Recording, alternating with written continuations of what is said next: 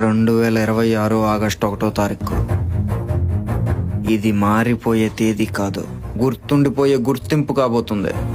నిప్పులే శ్వాసగా గుండెలో ఆశగా తరతరాల ఎదురు చూపులో ఆంధ్రప్రదేశ్ రాష్ట్ర ప్రజల గర్వం రొమ్ము విడిచే ఆకాశాన్ని తాకేందుకు కారణం కాబోతుంది. ఆనవాళ్ళు ఈ సంకెళ్ళు రాజ్యమా అల్లూరి సీతారామరాజు గుర్తున్నాడా?